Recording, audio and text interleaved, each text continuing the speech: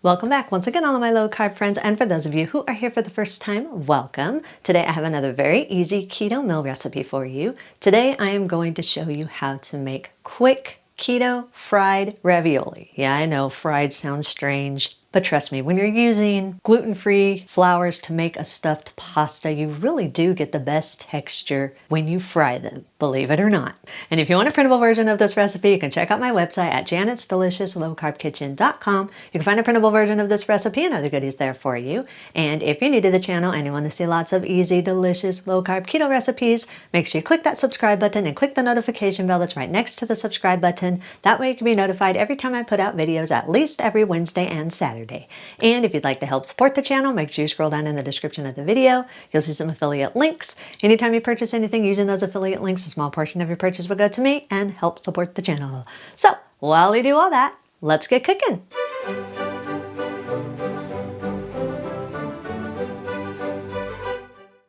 In a small bowl, whisk 1 large egg until the yolk and the white are fully combined, then set it aside for a minute.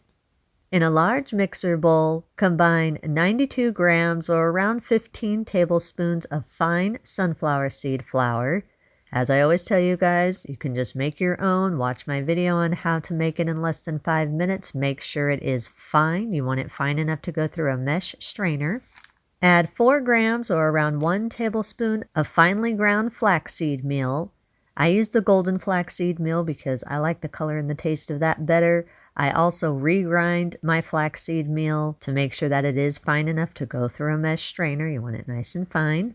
Add 24 grams or around 3.5 tablespoons of oat fiber or bamboo fiber.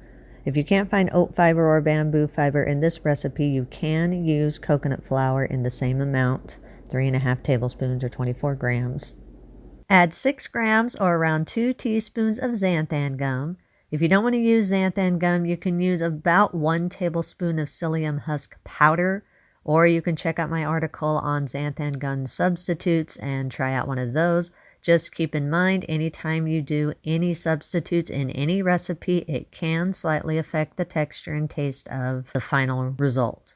Add 1/4 teaspoon of salt. And if you want to, you can add some dry seasonings or dry spices to give your dough some flavor. I'm adding 1 tablespoon of dry Italian seasonings. You can add anything you want, or you can just leave it plain. That's up to you. Sift the dry ingredients all together until everything is fully combined and there are no lumps in the dry ingredients. Turn your mixer onto low and add 10 grams or around 2 teaspoons of apple cider vinegar. This is not going to make your ravioli taste like vinegar. It's just to give your dough a little bit of a firmer texture. Allow the apple cider vinegar to beat into the dry ingredients for a few seconds. Add your beaten egg and again allow the egg to beat in until all the dry ingredients are moist. Increase the speed of your mixer to medium-low. Gradually add up to 5 teaspoons of room temperature water. You just want to add this about 1 teaspoon at a time and allow it to beat in for about 10 to 20 seconds after each addition because you only want enough water for a thick and slightly sticky dough to form. I only needed about 4 teaspoons of the room temperature water. Your amounts can vary depending on the density of your flours that you're using. The way you know that you have enough water is you should start seeing your dough coming together and holding its shape and starting to form a smooth ball in the bottom of your mixer bowl. If you don't have a standing mixer, you can use a hand mixer, or you can use a food processor, or you can use a wooden spoon. This is a thick dough, so it will take a little bit of work to get it all mixed together if you do it with a wooden spoon, but it can be done. Scrape down the side of the bowl and form your dough into a smooth ball. Then wrap your dough in some plastic wrap. This will keep your hands from getting sticky from the dough. Then massage or knead the dough for about 2 minutes or until the dough is smooth and flexible. Your dough should not have any cracks or creases. If it does, that means it's too dry and you need to add just a tiny bit more water. After 2 minutes, again form the dough back into a ball and wrap it back into your plastic wrap. Then let it sit at room temperature for about 15 minutes. This is going to help your binding agents to absorb any extra moisture and to start binding together so that your dough doesn't fall apart when you start rolling it out. While your dough is sitting, you can make whatever fillings and sauce that you're planning on making. I'm just making a quick 3-cheese filling. Basically, I just mix together ricotta or cream cheese, shredded Parmesan, and some Italian seasonings. If you want to know the exact measurements of all that, that'll be in my written recipe. To assemble the ravioli, after the dough has set for about 15 minutes and absorbed a little bit, unwrap your dough. Line a clean work surface with parchment paper or a silicone mat. Place the dough onto your work surface. Cover it with another piece of parchment paper. Then roll or press the dough out as thin as you possibly can without it tearing. A key to a good texture of your ravioli is rolling it very thin. When you hold your dough up, you should be able to see light through it. This is easiest if you divide your dough into portions and then roll each individual portion out, because this is a thick dough. I divide my dough into about 5 portions. Then I just use my tortilla press and press out each portion. And then if I need to, I can roll it out some more until it's very thin. Once your dough is all rolled out, then cut your dough into your desired size and shapes. I'm just using a round 2-inch cookie cutter, but if you don't have a cookie cutter or don't want to make it into circles, you can use a pizza cutter and just cut the dough into 2-inch squares or whatever size you're wanting your ravioli. You can have it bigger or smaller, it's up to you.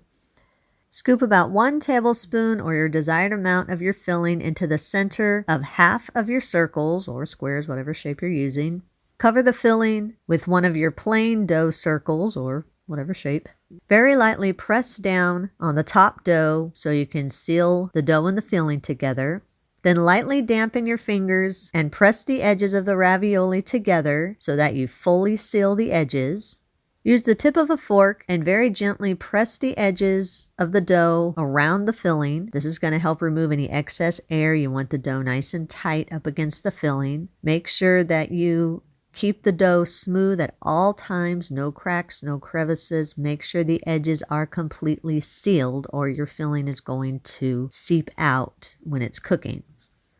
Line a large baking sheet with a silicone mat or with parchment paper. Place the ravioli in a single layer on your baking sheet, then place it in the freezer and freeze for about 15 minutes or until it's firm but not frozen. Right before you're ready to remove the ravioli from the freezer, preheat about a 1/4 cup of oil in a large skillet over medium heat for about 3 to 5 minutes or until the oil is hot. Remove the ravioli from the freezer. Then place the firm ravioli in a single layer into your preheated skillet. You may need to do this in 2 or 3 batches depending on the size of skillet that you have. Cook the ravioli for about 2 minutes or until the underside is lightly golden. Then turn and cook the ravioli for another 2 minutes or until it is firm and lightly golden on each side. Place your desired amount onto the serving plate of your choice. Then top the ravioli with some melted butter or some olive oil or any sauce of your choice. It's up to you how you want to eat it. All right, we are back with my yummy looking ravioli. I will try to put that where you can see it without dumping the plate. It looks very good. It smells really good. You can put any type of sauce or topping you want on these. I just have some olive oil, Parmesan, oregano, and some tomatoes on top of it. You can put marinara, whatever you desire over your ravioli, and you can stuff them with whatever you want to stuff them. I don't know if you can see this one that I cut open. I cut it open to kind of see a little bit what the filling looks like there. This is just the 3-cheese filling that I made. But you can fill these with anything you want, any type of filling you want. Looks good, smells good. They got a little bit of different coloring because we use sunflower seed and oat fiber. So of course it's not going to have your traditional light color. So let's see what this tastes like here.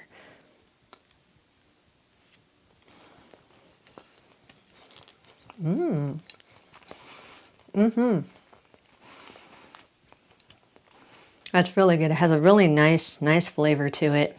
Good texture. The thing I like about fried ravioli rather than boiled ravioli is that it does get a very slight crusty texture on it. Not crispy unless you cook it long enough. If you cook it long enough and you want a crispy ravioli, you can make it crispy. But the way I do it, it gives it a little crust but still has that kind of al dente type texture to it. So it's a really nice texture. It's firm, but still has the softness to it. Very, very good. Thumbs up, definite. Yes, yes, yes. Yummy. Looking good. You can eat these immediately. If you do have any leftovers, place the cooked ravioli without any sauce or anything on it in an airtight container in your refrigerator for up to 3 days. Or you can place the uncooked ravioli in an airtight container in your freezer for up to 1 month. If you do choose to freeze the uncooked ravioli, then when you are ready to use it, take your desired amount out and let it thaw at room temperature for just a few minutes so it's firm but not completely frozen before you cook it. Eat and enjoy. And that's our recipe of the day. I hope you enjoyed it. If you did and you want to see more videos like this, make sure you click that thumbs up like button, click that subscribe button, leave me a comment if you want to. Let me know if there's any recipes that you'd like to learn how to make, and I'll do what I can to get those out there for you. And as always, keep cooking.